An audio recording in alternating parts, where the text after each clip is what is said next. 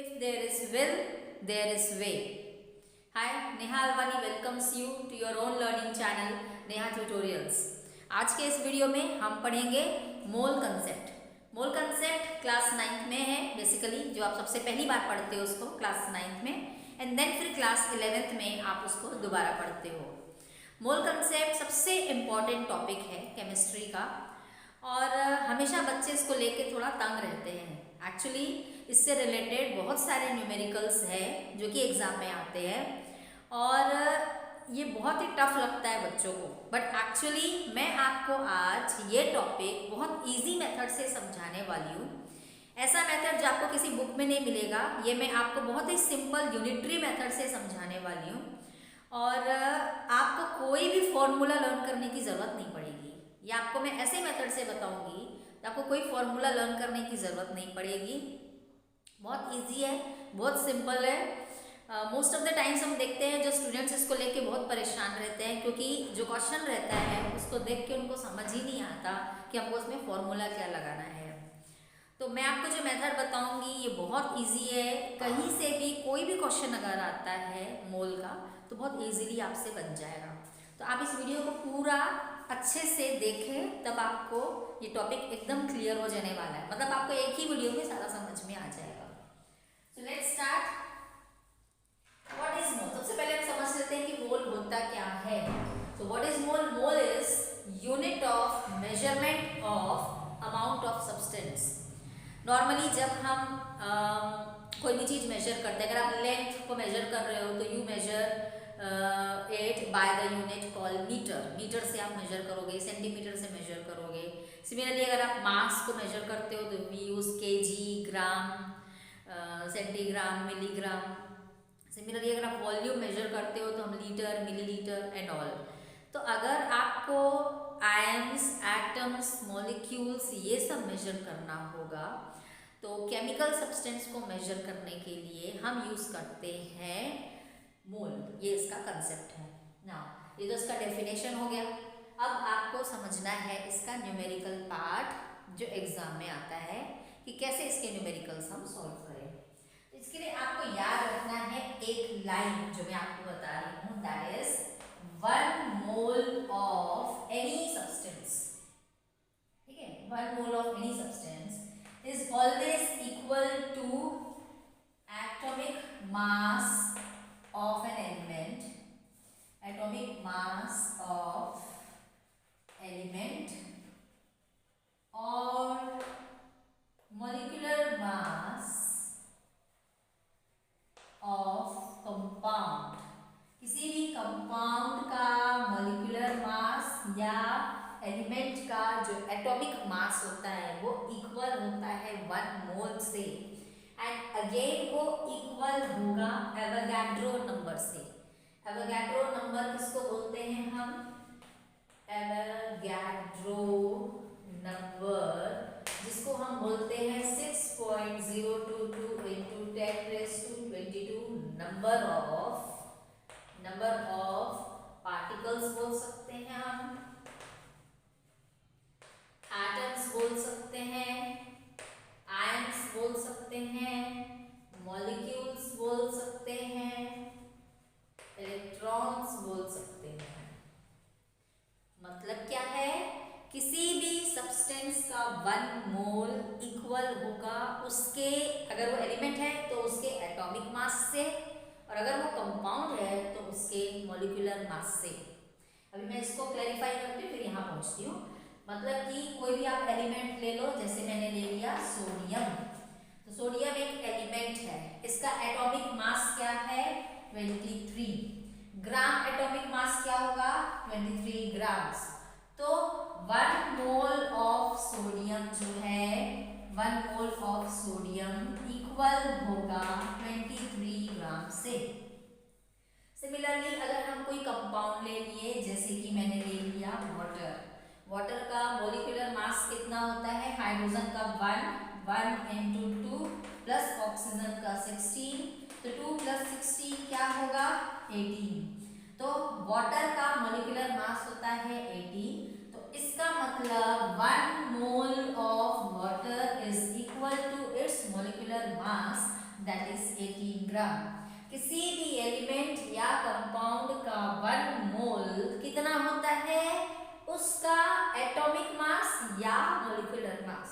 अगर वो एलिमेंट है तो उसका एटॉमिक मास, कंपाउंड है तो उसका मॉलिक्यूलर मास। 1 मोल हमेशा उससे इक्वल होता है, फर्स्ट थिंग।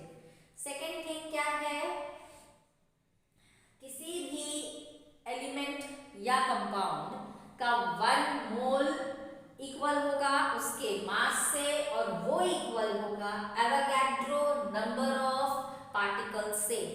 मतलब किसी भी सब्सटेंस का जो 1 मोल है उसमें 6.022 into 10⁻22 number of particles present होते हैं। पार्टिकल्स बोल सकते हैं हम, अगर वो एलिमेंट है तो इतने नंबर ऑफ एटम्स प्रेजेंट है, अगर वो कंपाउंड है तो इतने नंबर ऑफ मॉलिक्यूल्स प्रेजेंट है। सिमिलरली जैसे ये वाटर, अब ये एलिमेंट था हमारा तो हम यहाँ एटम्स लिख सकते हैं। अब जैसे सेकेंड वाला है, ये 1 मोल ऑफ वाटर में 18 ग्राम मास होता है और 6.022 into 10⁻22 number of molecules present होते हैं। तो ओवरऑल हमने क्या समझा अभी तक, सोडियम के 1 मोल में 23 ग्राम्स उसका मास प्रेजेंट है और उसमें 6.022 into 10⁻22 number of atoms present है। सिमिलरली वाटर के 1 मोल में 18 ग्राम ऑफ मास है और 6.022 into 10⁻22 नंबर ऑफ मॉलिक्यूल्स उसके अंदर प्रेजेंट होगा, इसके अंदर 1 मोल ऑफ वाटर के अंदर। तो ये तीनों चीजें एक दूसरे से इक्वल है, ये तीन चीज। 1 mole of any substance is equal to its mass. ये भी हम बोल सकते हैं कि molecular mass of any compound is equal to 6.022 into 10⁻22 number of molecules, या atomic mass of any element is equal to Avogadro number of atoms. हम बोल सकते हैं 1 mole of any element is equal to 6.022 into 10⁻22 number of atoms.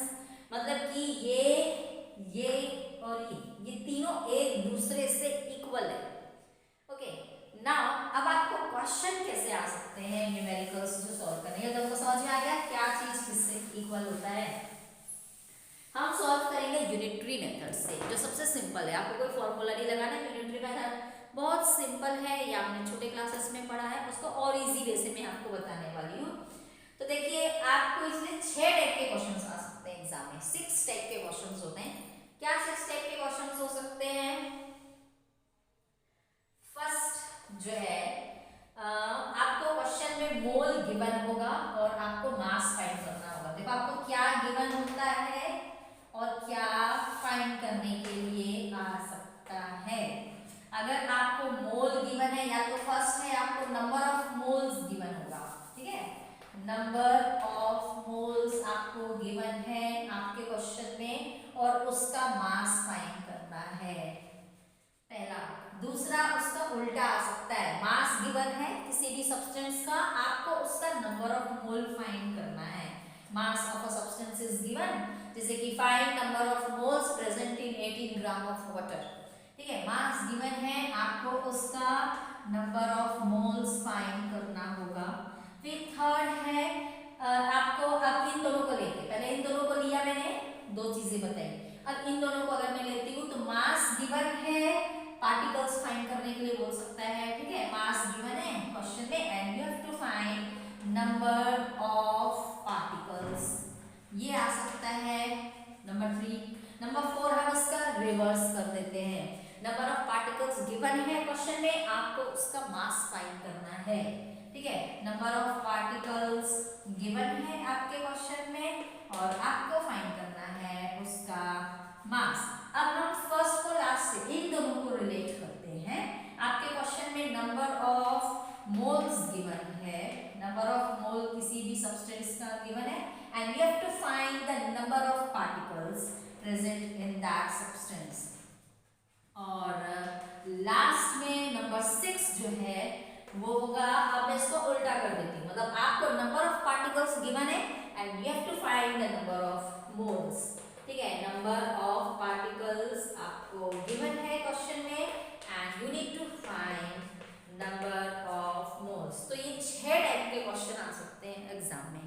या तो मोल given है, mass find करो, या मास गिवन है, मोल फाइंड करो, या मास गिवन है, नंबर ऑफ पार्टिकल्स फाइंड करो, या नंबर ऑफ पार्टिकल्स गिवन है, मास फाइंड करो, या मोल गिवन है, नंबर ऑफ पार्टिकल्स फाइंड करो, या नंबर ऑफ पार्टिकल्स गिवन है, नंबर ऑफ मोल्स फाइंड करो। तो मैं आपको 6 टाइप के क्वेश्चन के एक एक एग्जांपल्स बताने जा रही हूँ, बहुत इजीली आपको समझ में आ जाएगा। नंबर 1 सबसे पहले हम देखेंगे, फर्स्ट आपके क्वेश्चन में नंबर ऑफ मोल्स आपको गिवन है and you have to find the mass of that substance. तो सपोज आपको बोला जाएगा find mass of 0.5 moles of carbon dioxide, ये आपका क्वेश्चन है। क्या फाइंड करना है हमको? मास फाइंड करना है। गिवन क्या है? मोल्स 0.5 किसका? कार्बन डाइऑक्साइड का। मोल्स गिवन है, मास फाइंड करना है। तो जब आपको मोल गिवन है, मास फाइंड करना है, तो आपका रिलेशन इन दोनों में बैठ रहा है। अभी हमको इसकी जरूरत नहीं है क्योंकि हमको मोल और मास में रिलेशन चाहिए। हम उसको नहीं लिखेंगे, हम बस इन दोनों को लिखेंगे। क्या लिखेंगे? 1 मोल। जो हमारा स्टेटमेंट, जो पहला लाइन होगा वो ये गिवन स्टेटमेंट जो मैंने लिखा है यहीं से उठाना है। जो हमारा फर्स्ट लाइन होगा वो यहीं से उठाना है। वो क्या होगा? 1 mole of carbon dioxide is equal to molecular mass of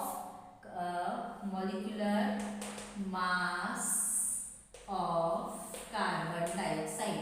तो कार्बन डाइऑक्साइड का मोलिकुलर मास कितना होता है उसको हम फाइंड कर लेते हैं। कार्बन का होता है 12 प्लस ऑक्सीजन का होता है 16 इंटू 2। तो ये कितना हो जाएगा? 12 प्लस 32 यानी कि 44 ग्राम्स। तो इसका मतलब 1 मोल ऑफ कार्बन डाइऑक्साइड में 44 ग्राम मास होता है। ये हमारा स्टेटमेंट है। What we have to find is how much is the mass of 0.5 mole। हमको फाइंड करना है कि 0.5 मोल ऑफ कार्बन डाइऑक्साइड में हाउ मच, लाइक हम इसका x लेते हैं, how much is the mass. हमको फाइंड करनी है x की वैल्यू। कैसे फाइंड करेंगे? बाय क्रॉस मल्टीप्लिकेशन, यानी कि यूनिटरी मेथड। आपको जिसकी वैल्यू फाइंड करनी है ना, उसके अपोजिट सामने वाला का वैल्यू जो है 1 वो आ जाएगा नीचे डिनोमिनेटर में, और ये मल्टीप्लाई हो जाएगा दोनों ऊपर न्यूमरेटर में। इसको बोलते हैं क्रॉस मल्टीप्लाई। जैसे 1 का 44 है तो 0.5 का कितना होगा? तो आपको x की वैल्यू फाइंड करनी है। इसका जो सामने वाला वैल्यू है ये आप नीचे डिनोमिनेटर में लिखें, और ये जो 2 है इसको मल्टीप्लाई करके आप न्यूमरेटर में लिखें। अब आप इसको मल्टीप्लाई करोगे 0.5 से 44 को, तो कितना आएगा? 22 ग्राम इज द आंसर। तो बहुत इजीली आपको पता चल गया कि what is the mass of 0.5 mole of carbon dioxide and that is 22 ग्राम। अब मैं आपको नेक्स्ट बता रही हूँ।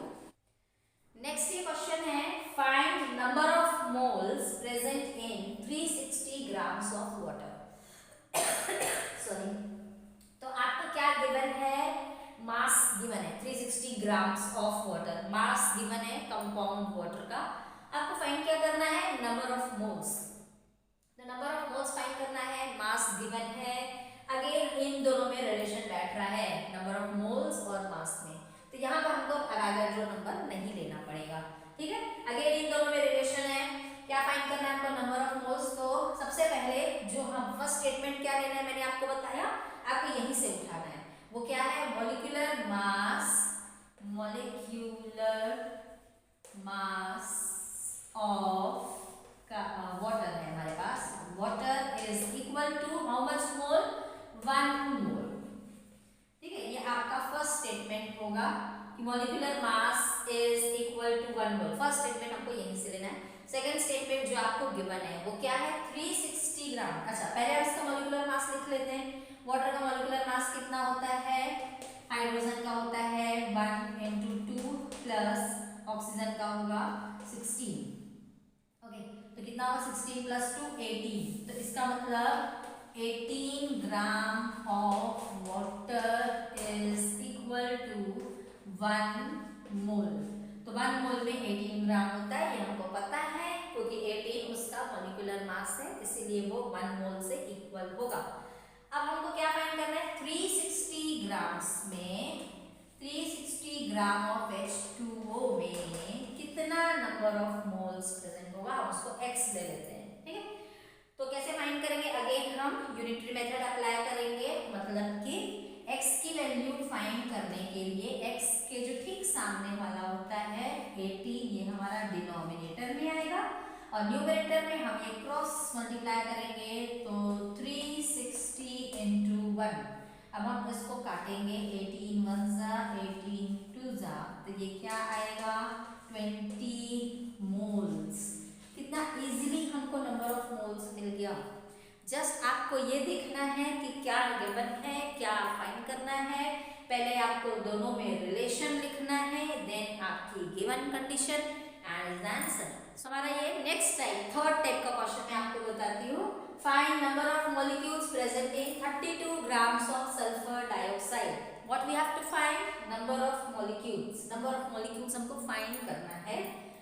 क्या गिवन है हमारे पास, 32 ग्राम यानी कि मास गिवन है। मास गिवन है, नंबर ऑफ पार्टिकल्स फाइंड करना है। मतलब इन दोनों में रिलेशन हमको बैठाना है। अब हम इसको नहीं लेंगे, we don't need to find the mole here. हमको मास और नंबर ऑफ पार्टिकल्स में रिलेशन चाहिए। तो इन दोनों में क्या रिलेशन है कि molecular mass is equal to Avogadro number of molecules. तो ये यहाँ से हम पहला अपना फर्स्ट स्टेटमेंट लिखेंगे और वो ये है मॉलिक्यूलर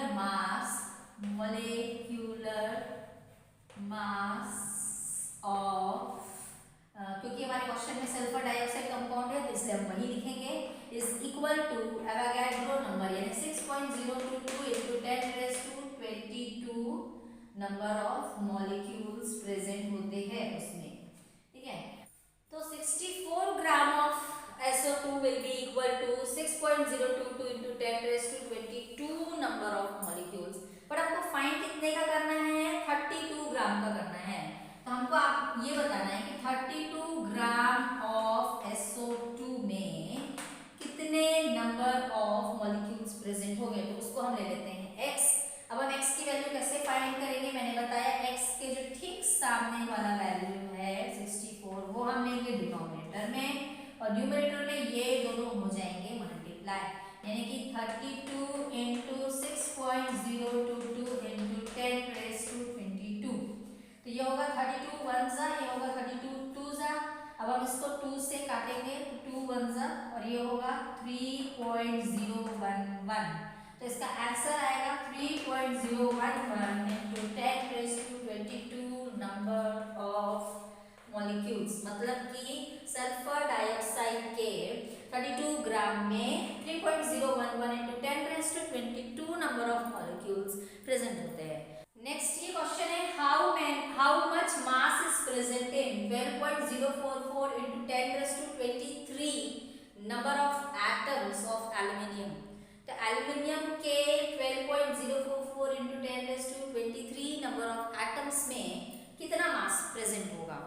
तो आपको किन दो का रिलेशन यहाँ पे दिख रहा है, नंबर ऑफ पार्टिकल्स गिवन है, फाइंड क्या करना है, मास, हाउ मच मास बोला है, और गिवन क्या है, नंबर ऑफ एटम्स। तो अगेन नंबर ऑफ एटम्स और मास में हमको रिलेशन चाहिए। अब हम मोल को यहाँ पर नहीं लिखेंगे। तो पहला स्टेटमेंट होगा हमारा रूल से, यहीं से उठाएंगे हम। वो क्या है, रूल कहता है हमारा कि 6.022 into 10⁻²² नंबर ऑफ एटम्स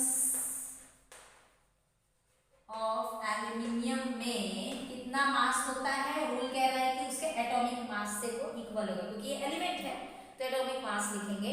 तो उसका एटॉमिक मास कितना होता है, एल्यूमिनियम का 27 ग्राम्स होता है। ठीक है, तो एटॉमिक मास क्योंकि 27 ग्राम है तो उसके एटॉमिक मास में 6.022 into 10⁻²² number of atoms present होता है। अब आपको फाइंड करना है कि 12.044 into 10⁻23 number of atoms of aluminium में how much mass, कितना x हमको फाइंड करना है, कितना मास प्रेजेंट होगा। तो अगेन हम x की वैल्यू फाइंड करेंगे यूनिटरी मेथड से। उसका अपोजिट यानी कि ये वाला जो वैल्यू है ये हम लिखेंगे अपने डिनोमिनेटर में 6.022 into 10⁻22 और ये वाला वैल्यू और ये वाला वैल्यू से क्रॉस मल्टीप्लाई होगा और ये इससे हो जाएगा मल्टीप्लाई। तो ये होगा 12.044 into 10⁻23 into 27। तो क्या होगा, अब हम इसको सॉल्व करते हैं। यहाँ पर देखो ये दोनों कटेगा, कैसे कटेगा, 6.022 जो है ये 1 टाइम्स कटेगा और ये कटेगा 2 टाइम्स। ओके, अब ये 10 to the power 22 है, ये 10 to the power 23 है, एक ज्यादा है। तो ये जब ये कटेगा तो यहाँ क्या बचेगा, हमारे पास 10 बचेगा। तो आंसर ओवरऑल क्या आएगा, 2 into 10 into 27। तो ये हो जाएगा 270 into 2 कितना होगा वो 540 ग्राम। तो 540 gram is the answer. Next question है, find number of ions present in 20 moles of hydrochloric acid HCl। आपको क्या फाइंड करना है, नंबर ऑफ आयंस ये फाइंड करना है। गिवन क्या है 20 मोल्स यानी नंबर ऑफ मोल्स गिवन है। तो मोल गिवन है, आयंस फाइंड करना है, तो इन दोनों में रिलेशन हम सेटअप करेंगे। अभी इसकी जरूरत हमको नहीं पड़ेगी, तो ये दोनों को हम लेंगे, यहीं से हम अपना फर्स्ट स्टेटमेंट बनाएंगे और वो क्या है, 1 mole of HCl is equal to 6.022 into 10⁻22 number of particles ions जो लिख सकते हो। आपके क्वेश्चन में आयंस पूछा है तो आयंस लिख देते हैं। अब आपको क्या कितने मोल्स का फाइंड करना है, 20 मोल्स का फाइंड करना है। तो 20 moles of HCl will be equal to x number of ions। अब x की वैल्यू हमको फाइंड करनी है, तो अगेन इसका जो सामने वाला नंबर है 1 वो लिख लो आप डिनोमिनेटर में और 20 को आप कर दो मल्टीप्लाई 20 into 6.022 into 10⁻22। अब आपको बस इसको 20 से मल्टीप्लाई कर देना है, तो 2 से इसको मल्टीप्लाई कर देते हैं, ये क्या हो जाएगा 12.044 और जो इसका 10 है वो यहाँ पर आके इसके पावर में ऐड हो जाएगा यानी कि 10⁻23 हो जाएगा। So this is the answer. So simple, number देख के लग रहा है पता नहीं कितना बड़ा वैल्यू होगा, कैसे सॉल्व होगा, but it's very easy. Find number of moles present in 3.011 into 10⁻25 molecules of oxygen gas। आपको बताना है कि ऑक्सीजन गैस के 3.011 into 10⁻25 नंबर ऑफ मॉलिक्यूल्स में कितना नंबर ऑफ मोल्स प्रेजेंट है। तो आपको फाइंड करना है नंबर ऑफ मोल्स और गिवन है अगेन नंबर ऑफ मॉलिक्यूल्स। तो इन दोनों में हमको रिलेशन बैठाना है। तो क्या करेंगे हम, अपना जो पहला स्टेटमेंट है वो इसी रूल से उठाएंगे और वो क्या होगा 6.022 into 10⁻22 number of molecules present होता है 1 मोल ऑफ ऑक्सीजन में, ठीक है, 1 मोल ऑफ ऑक्सीजन गैस में। तो आपको बताना है 3.011 into 10⁻25 नंबर ऑफ मॉलिक्यूल्स में x number of moles present होगा। So what is the value of x here, x का जो ठीक सामने वाला नंबर है इसको हम लिखेंगे नीचे यानी डिनोमिनेटर में और 1 into 3.011 into 10⁻25 मल्टीप्लाई हो जाएगा न्यूमरेटर में। तो आप देखोगे 3.011 1 टाइम्स हो गया और ये हो गया 2 टाइम्स और 10 to the power 25 को 10 to the power 22 से हम डिवाइड करेंगे तो इसका पावर क्या होता है, जब बेस सेम हो तो पावर माइनस हो जाता है। तो 25 माइनस 22 हो जाएगा 3 और डिनोमिनेटर में हमारे पास 2 बचा हुआ है, तो इसको हम थोड़ा और सिंपल कर सकते हैं। 2 को जब हम न्यूमरेटर में लेकर आएंगे तो क्या होगा, एक्चुअली ये 1/2 है इंटू 10⁻³ तो 1/2 इज 0.5 इंटू 10⁻³ हम ये भी लिख सकते हैं, या इसको और सिंप्लीफाई कर सकते हैं, ये हो जाएगा 1000, तो 1000 का 0.5 यानी कि इसका हाफ करेंगे तो वो हो जाएगा 500 is the answer. So in this way, I tried to explain all important questions of mole concept in easier manner. I hope आपको ये अच्छे से समझ में आ गया होगा। Still अगर आपके पास कोई query है तो you can ask me in the comment section. Please subscribe my channel and do watch my upcoming videos. Thank you.